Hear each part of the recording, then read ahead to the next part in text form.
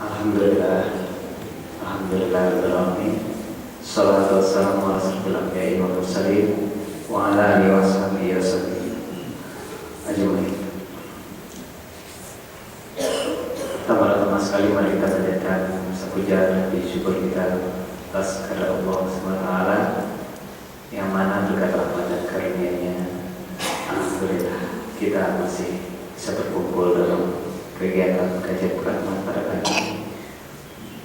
Salawat serta salam tak bosan-bosannya kita doa kepada Allah SWT agar disampaikannya kepada Nabi besar kita Muhammad Sallallahu Alaihi Wasallam.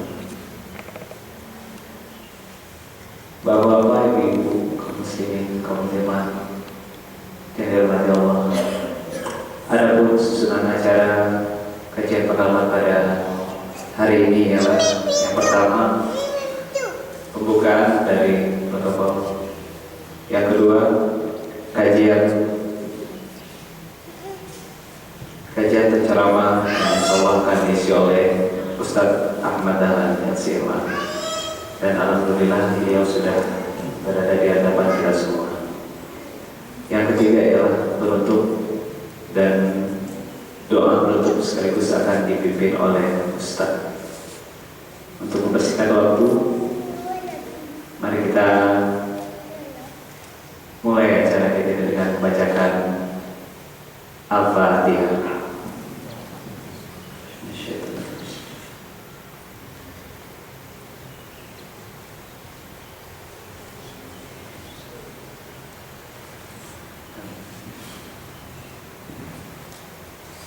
Masuki acara kedua selanjutnya kepada yaitu kajian, dan yang ketiga nanti sekaligus doa penutup yang akan dipimpin oleh Ustaz. Selanjutnya kepada Ustaz Ahmad Dahlan LCMA, silakan.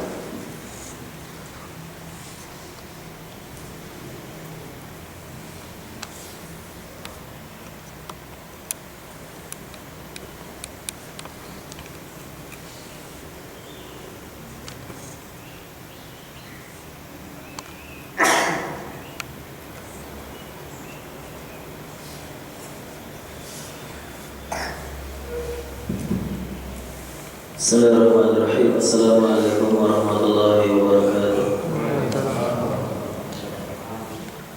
Innal hamdalillah nahmaduhu wa nasta'inuhu wa nastaghfiruh wa na'udzu billahi min shururi anfusina wa sayyiati a'malina. May yahdihillahu fala mudilla lahu wa may yudlil fala hadiya lahu. Asyhadu an la ilaha illallah wahdahu la syarika lahu wa asyhadu anna Muhammadan 'abduhu wa rasuluhu la nabiyya ba'dahu. Allahumma salli wa sallim wa barik ala sayyidina Muhammad wa ala alihi wa sahbihi ajma'in. Subhanaka la ilma lana illa ma 'allamtana innaka antal alimul hakim. Allahumma 'allimna bima yanfa'una wa anfa'na bima 'allamtana innaka ala kulli syai'in qadir. Amma ba'd. Bapak-bapak dan ibu-ibu yang dirahmati Allah Subhanahu wa taala, alhamdulillah pada pagi yang berbahagia ini Allah memudahkan langkah kita semua untuk bisa hadir di majelis ilmu ini. Semoga kita bisa mendapatkan manfaatnya baik di dunia maupun di akhirat. Amin ya rabbal alamin. Rasulullah SAW pernah bersabda, "Man salaka tariqan yaltamisu fihi ilman, sahhalallahu lahu tariqan ilal jannah." Barang siapa yang menempuh suatu jalan dalam rangka untuk thalabul ilmi, mencari ilmu, maka Allah Subhanahu wa taala akan memudahkan jalannya menuju surga. Semoga ini menjadi salah satu wasilah kita untuk bisa dimudahkan oleh Allah Subhanahu wa taala memasuki surganya insyaallah. Amin. Bapak dan Ibu sekalian, insyaallah kajian Ahad pagi ini akan dilaksanakan secara rutin setiap pekan, dan sebenarnya kajian ini adalah kajian yang sudah berlangsung selama beberapa bulan, yang sebelumnya dilaksanakan di Masjid Al-Aden di Ring Road Barat. Dengan pertimbangan tempat yang mungkin di sana kurang kondusif begitu, maka kemudian tempatnya dipindahkan di sini. Insya Allah kajiannya sesuai dengan yang ditempel di depan itu. Ada kajian hadis, ada kajian tafsir, ada kajian fikih, ada kajian akidah. Untuk saya sendiri insya Allah setiap pekan pertama kajiannya adalah syarah Riyadhus Shalihin. Syarah Riyadhus Shalihin, dan ini sudah sampai di bab kedua, yaitu bab At-Taubah. Mungkin sedikit mengingatkan tentang kitab yang kita baca ini. Kitab yang kita baca adalah Riyadhus Shalihin, yang kemudian syarahnya yang digunakan di sini adalah syarah Syekh Al-Utsaimin. Kitab Riyadhus Shalihin adalah kitab hadis yang dikarang oleh Al-Imam Nawawi. Imam Nawawi yang beliau hidup di sekitar abad ke-7 Hijriah, ke-6 Hijriah. Beliau mengumpulkan hadis-hadis mengenai fadailul a'mal, mengenai keutamaan beramal, dan juga hadis-hadis tentang adab, tentang akhlak dalam kitab Riyadhus Shalihin ini. Jadi kitab ini kitab hadis yang konsentrasinya adalah mengenai raqaid. Raqaid artinya sesuatu yang membuat orang untuk hatinya menjadi lembut, atau hadis-hadis tentang fadailul amal, keutamaan amalan, atau hadis-hadis mengenai adab atau akhlak. Sedangkan syarahnya sendiri, syarah Riyadhus Shalihin sangat banyak sekali, karena kitab ini ya dengan izin Allah begitu ya, diterima di semua kalangan. Dan itu salah satu ciri dari karangan Imam Nawawi, bahwa kitab-kitabnya itu laku begitu ya. Laku dalam artian dipakai di mana-mana. Misalnya kitab Al-Arba'in An-Nawawiyah, 40 hadis itu hampir semua negara dan semua tempat dan semua mazhab, dengan perbedaan mazhab yang ada, kelompok yang ada, semuanya memakai kitab tersebut. Riyadhus Shalihin juga insya Allah seperti itu, banyak yang menggunakan dan banyak membaca. Karena ini sifatnya beliau hanya menyebutkan hadisnya, jadi tidak ada istilahnya, tidak ada subjektivitas dari si madhabnya, tidak ada. Beliau menyebutkan hadisnya apa adanya, tapi mengurutkannya dengan bab-bab tertentu. Jadi demikian, insya Allah kajian kita adalah tentang hadis Riyadhus Shalihin. Kita sudah sampai hadis ke-15. Insya Allah hari ini kita akan baca hadis ke-15 dan seterusnya.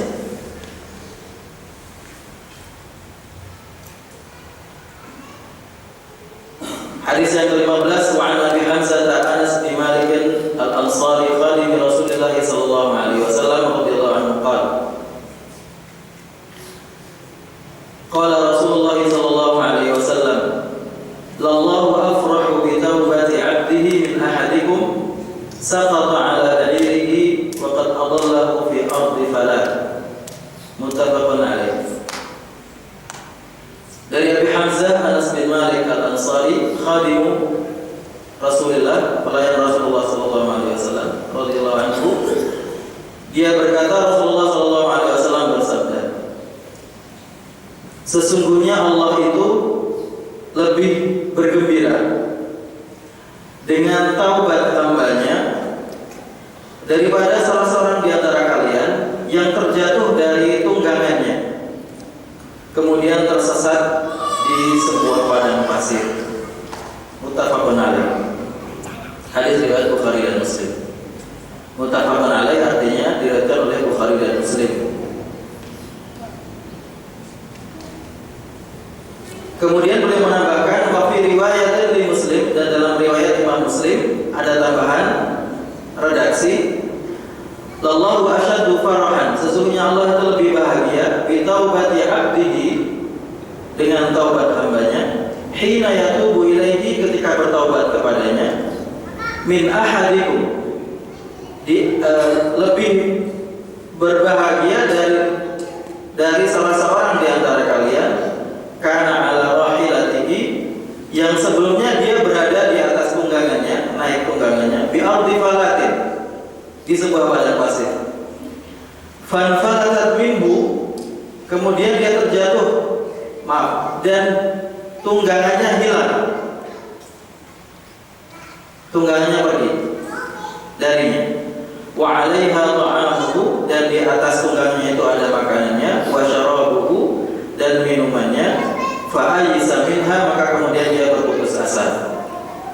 Fa syajaratan, maka kemudian dia datang duduk di bawah sebuah pohon.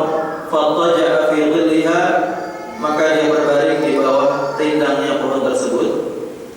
Wa qad ayyisa min rahilatihi, dan dia sudah putus asa dengan tunggangannya. Fa bainama huwa kadzalik, kemudian pada saat dia dalam kondisi seperti itu, idza huwa biha, tiba-tiba tunggangannya datang lagi. Qa'imatan 'indahu, berdiri di depannya. Fa akhadha bi khitamiha, kemudian dia mengambil atau menarik tali ikannya. Tsumma qala bi syiddatil farq, kemudian dia berkata karena saking bahagianya, Allahumma anta 'abdi wa ana rabbuk, ya Allah, engkau adalah hambaku dan aku adalah Tuhanmu. Akhta'a min syiddatil farq, dia salah karena saking bergembiranya. Jadi hadis ini mengenai fadilah bertaubat kepada Allah Subhanahu wa taala. Sebelumnya di pertemuan sebelumnya sudah kita sampaikan mengenai syarat-syarat bertaubat, syarat taubat yang disampaikan oleh Imam Nawawi.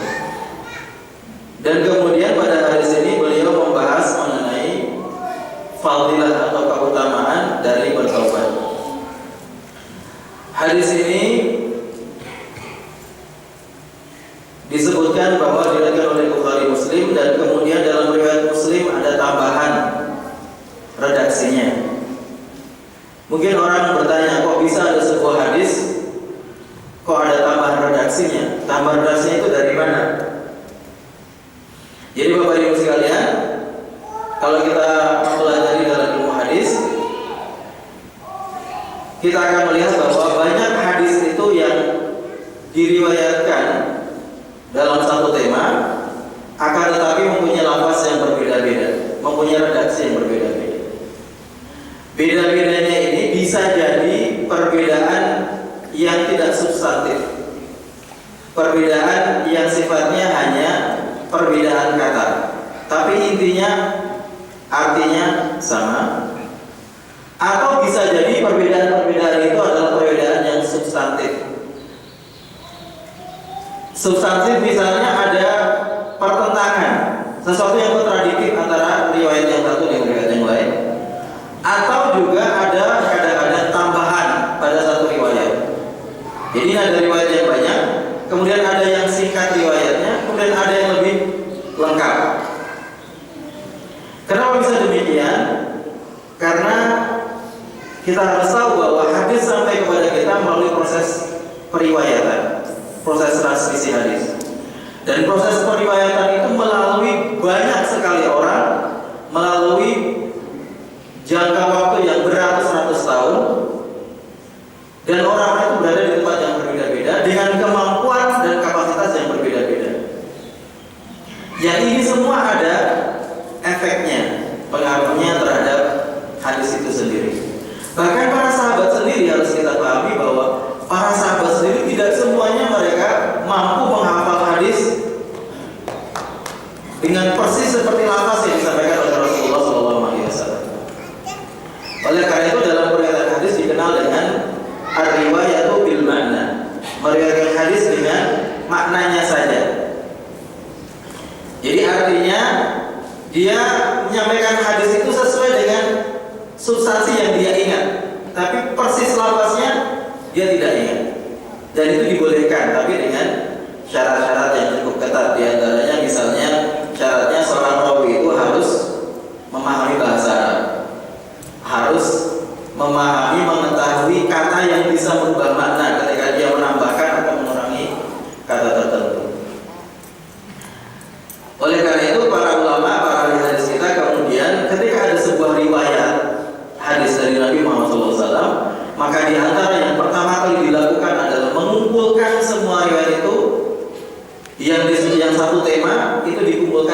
satu-satu. Kemudian dilihat satu-satu. Supaya apa? Supaya diketahui mana yang lafaznya sama, mana yang tidak sama, mana tambahannya, mana pengurangannya. Kalau ada tambahan ini bisa diterima apa tidak? Begitu. Bisa diterima atau tidaknya dilihat dari rawinya, orang yang meriwayatkan hadis tersebut.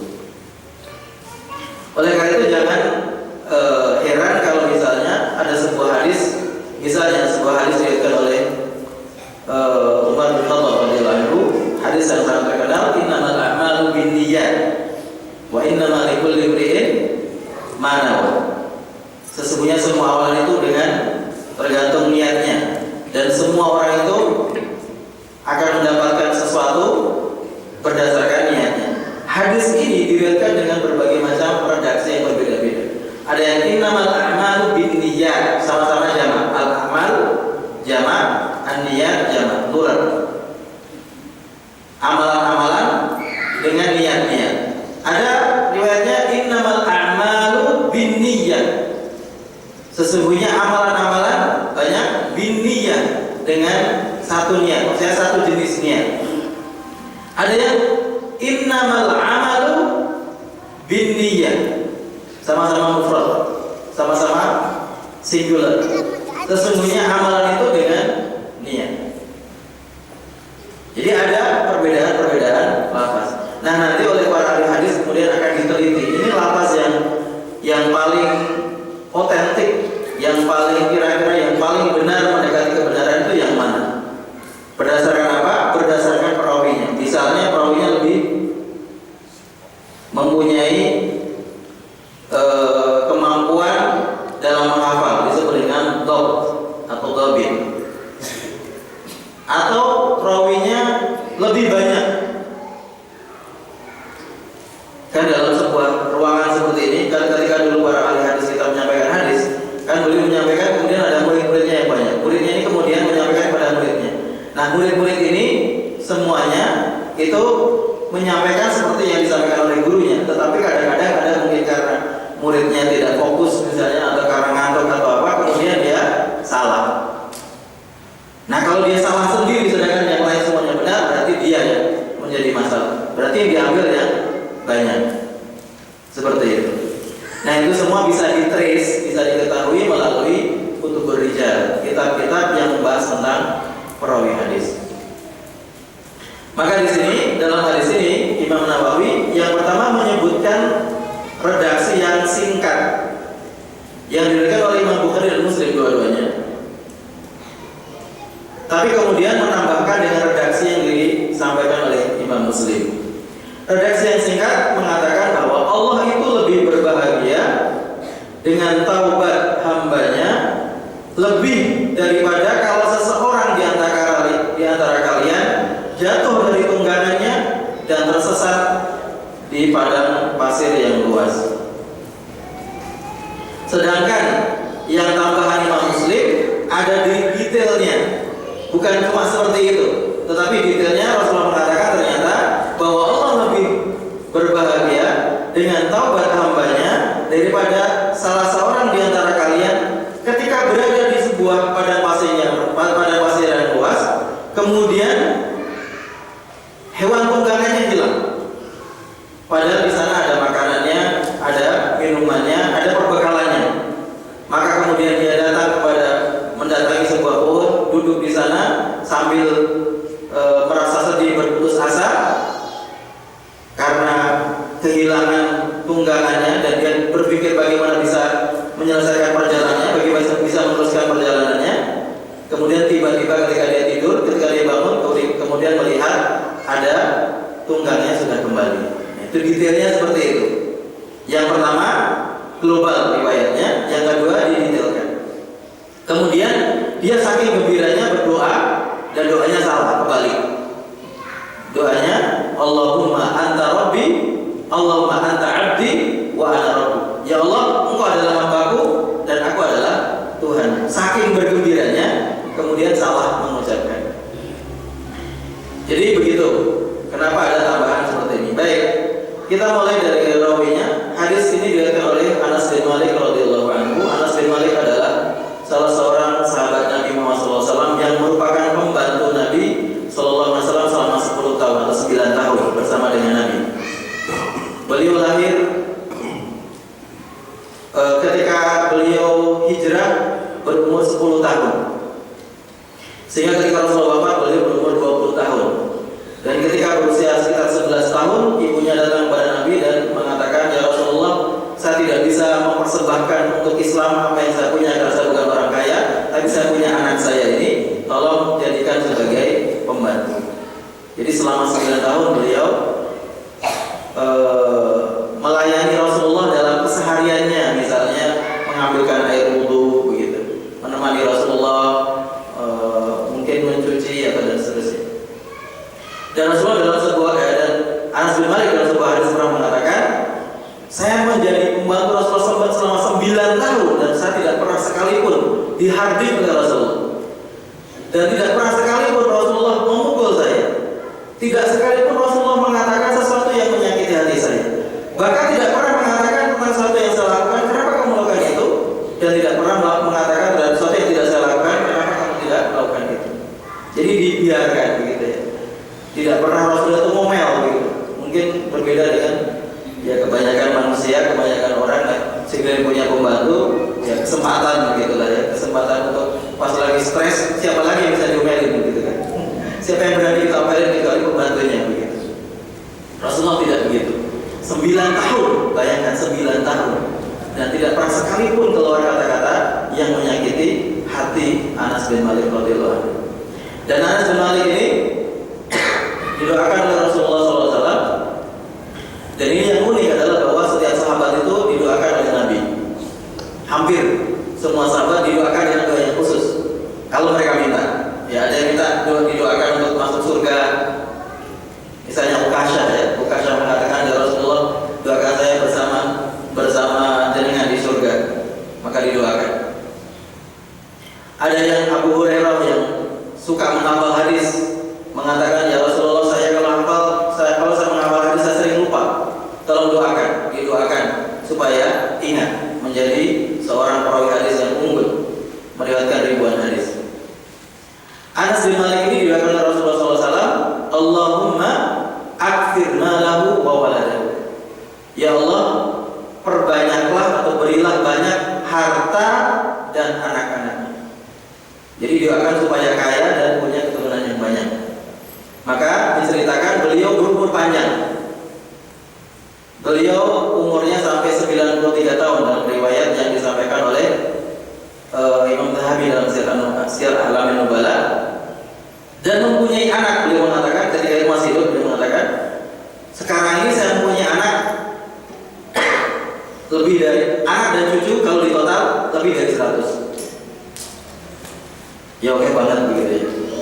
Tetapi di antara anak-anak itu ada yang ketika terjadi wabah, ada yang 80 anaknya meninggal pada waktu itu, satu waktu ketika terjadi wabah di Syam waktu itu ya. Jadi Anas bin Malik radhiyallahu anhu ini termasuk salah seorang yang banyak meriwayatkan hadis karena beliau selalu bersama dengan Nabi. Dan kalau Abu Hurairah pernah mengatakan mengenai Anas bin Malik ini, beliau mengatakan, "Saya tidak pernah melihat sahabat yang sholatnya mirip dengan Nabi kecuali Anas bin Malik." Jadi yang sholatnya paling mirip Nabi menurut Abu Hurairah adalah Anas bin Malik. Mungkin karena tiap hari beliau bersama dengan Nabi, begitu ya, mungkin mengamati dengan sangat seksama bagaimana Nabi itu sholat, sehingga sholatnya menjadi sangat persis dengan sholat Nabi Muhammad SAW.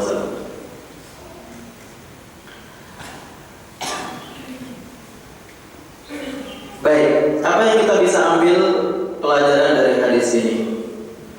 Yang pertama adalah sebagai yang disampaikan oleh Syekh Utsaimin dalam kitabnya ini, dalilun ala farahillahi azza wa jalla bi taubati min 'abdihi idza taba ilaihi wa annahu yuhibbu dhalika subhanahu wa ta'ala mahabbatan 'azimah, walakin la li ajli hajatihi ila a'malina wa taubatina, fallahu ghaniyyun 'anna, walakin li mahabbatihi subhanahu wa ta'ala lil karam, fa innahu yuhibbu subhanahu an ya'fuwa wa yaghfir ahabbu ilayhi min an yantaqima wa yu'akhir, wa li hadha yafrah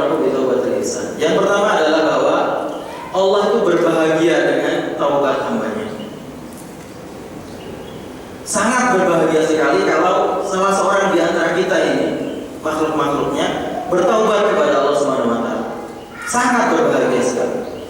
Bukan karena Allah butuh terhadap taubat kita, bukan. Bukan karena kalau kita bertobat jadi Allah menjadi lebih hebat, menjadi kekuasaan yang lebih besar, bukan. Tapi karena memang Allah cinta untuk mengampuni dan memaafkan. Dan Allah cinta untuk berbuat sesuatu yang menyenangkan untuk hambanya. Atau dalam istilah yang lain, karena rahmat Allah sangat luas sekali. Kalau dalam sebuah hadis yang lain, Rasulullah pernah menyampaikan bahwa beliau dengan salah seorang istri beliau ada dalam sebuah peperangan melihat seorang ibu yang sedang mendekap bayinya untuk menyelamatkannya dari peperangan. Kemudian Rasulullah berkata kepada salah seorang istrinya, "Wahai istriku, kamu melihat perempuan ini, kira-kira mungkin nggak seorang ibu yang seperti ini melemparkan bayinya ke atas bara api? Mungkin tidak?" Istri menjawab, "Ya pasti tidak mungkin, Rasulullah. Ini ibu sangat sayang dengan anaknya. Bagaimana mungkin dia melemparkannya ke bara api?" Rasulullah mengatakan, "Demi Allah, Allah itu lebih cinta kepada hambanya daripada ibu itu." Jadi Allah itu lebih cinta. Tidak mungkin, begitu ya, kalau hambanya itu baik, tidak mungkin melemparkan